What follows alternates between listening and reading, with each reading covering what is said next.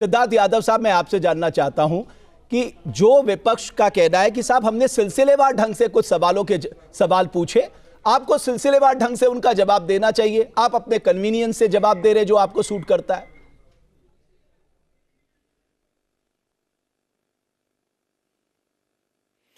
रमेश जी, सबसे पहले तो मुझे लगा था कि आज हमारे कांग्रेस पार्टी के प्रवक्ता भूल गए कि टीवी डिबेट में है, वो उनको सांसद बनाना चाहिए, उनकी पार्टी द्वारा प्रमोट करना चाहिए। इतना लंबा तो शायद संसद में ही जब समय एलोकेट होगा तब वो बोल पाएंगे। पर जो मूल प्रश्न था, मैं आग्रह करूंगा कि वॉकआउट तो संसद से तो कर दिया जब इस बात पर चर्चा हो रही थी, भाग उठी कांग्रेस पार्टी और विपक्ष, डिबेट में ना भागे, ना ही माहौल खराब करें।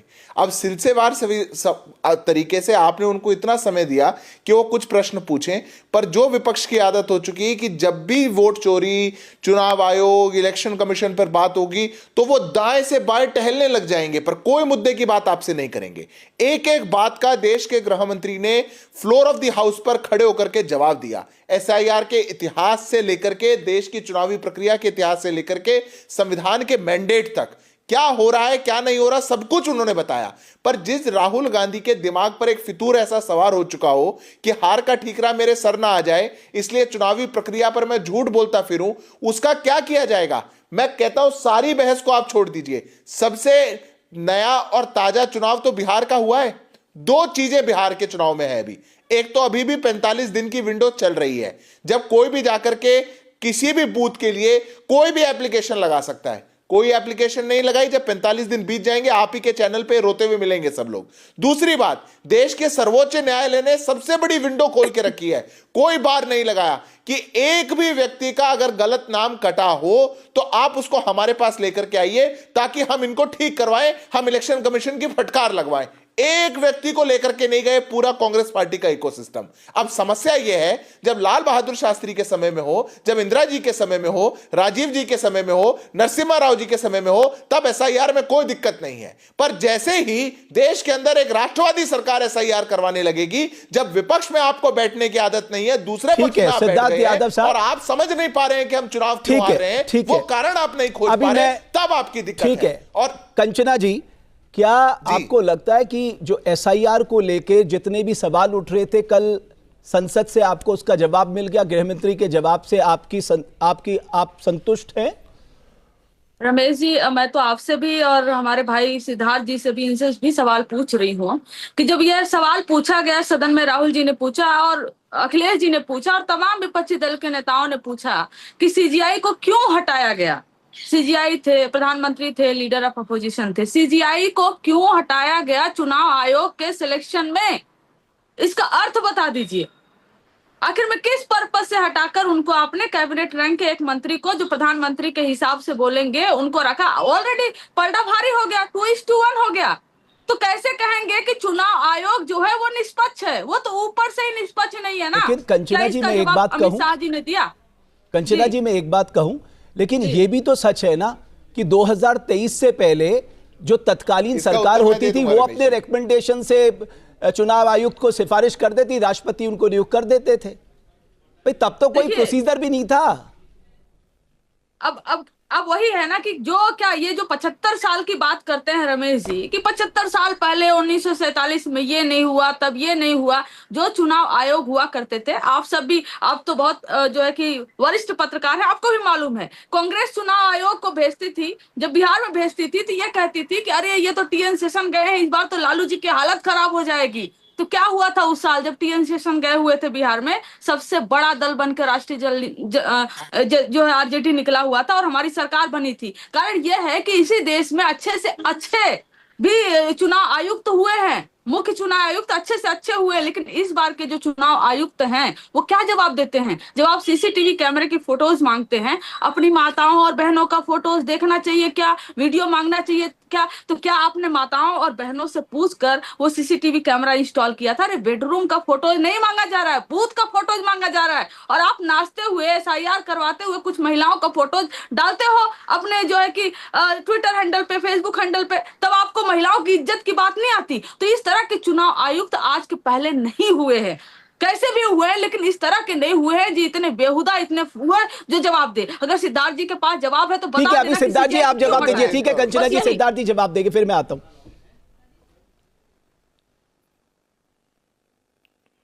देख, मैं कंचना जी का पहले तो साधुवाद करता हूं। कंचना जी ने खुद एडमिट किया कि कांग्रेस पार्टी पहले चुनाव आयोग का और चुनाव आयोग का दुरुपयोग करा करती थी।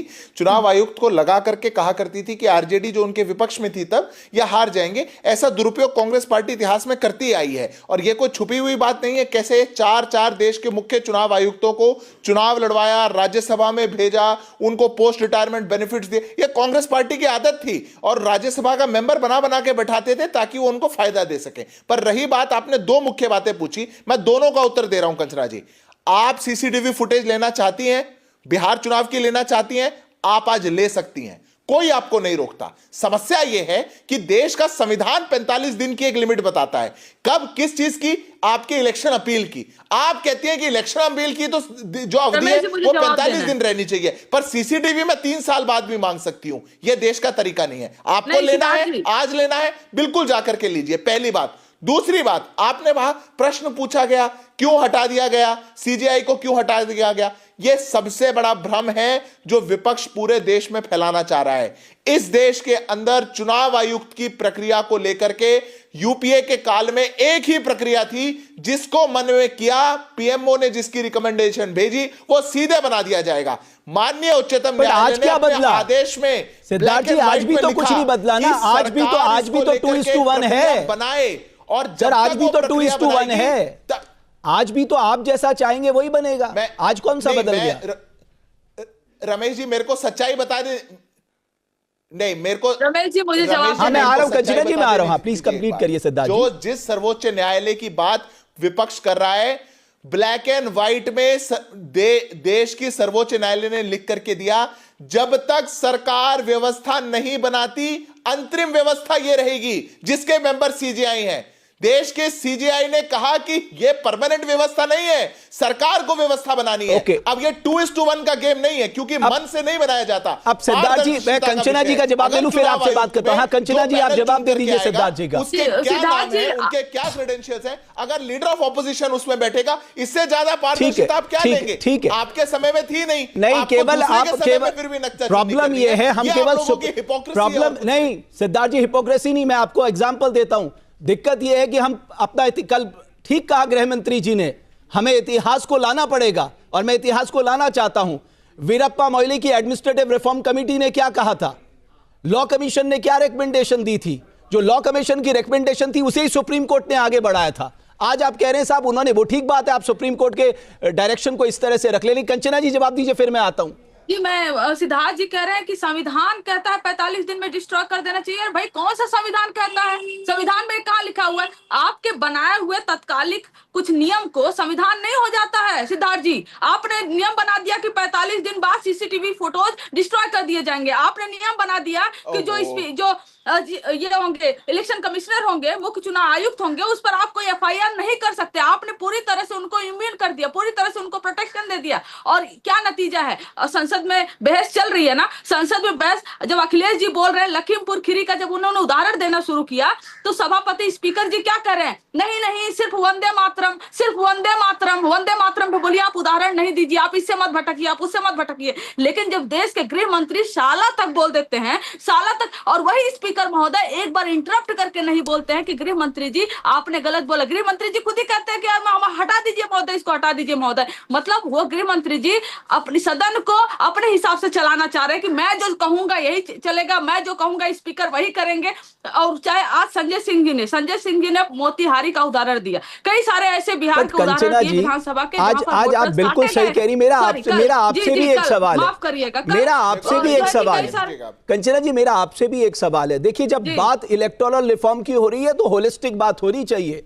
जब लालू प्रसाद यादव को 2 साल से ज्यादा की सजा मिली तो आरजेडी के दबाव में कानून लाने की बात हो गई कि साहब सुप्रीम कोर्ट के कानून को नल एंड वॉइड किया जाए, ये कानून लागू नहीं हो सकता।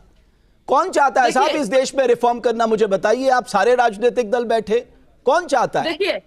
देखिए, सबसे पहले बात कि लालू जी की जो आपने सजा की बात की, 2 साल की सजा की बात, सरकार ऑर्डिनेंस लाना चाहती थी, मनमोहन सरकार। नहीं, सुन लीजिए, नहीं, 13 दिन का जब अटल बिहारी वाजपेयी जी की सरकार आई थी, सबसे पहले एफआईआर लालू जी पर हुआ था। तो लालू जी के खिलाफ जितने भी एफआईआर हुए वो समय दर समय वो राजनीतिक षड्यंत्र के तहत हुए। और भारतीय जनता पार्टी जब आई, चुनाव आते ही क्यों ईडी सीबीआई पहुंचती है भाई? अब 5 साल तक ईडी और सीबीआई सोती रहेगी। लेकिन और ED और कंचना जी, ये तो CBI यूपीए सरकार के दौरान हुआ, इसका क्या अगर- लेना देना है एनडीए सरकार से? मैं तो यूपीए सरकार के दौरान की बात कर रहा हूं, जब जब रमेश जब जी। राहुल जी ने वो ऑर्डिनेंस फाड़ दिया था। मुझे वो प्रेस कॉन्फ्रेंस याद है आज भी। अजय माकन साहब उनके बगल में बैठे थे, अगर आपको याद हो तो।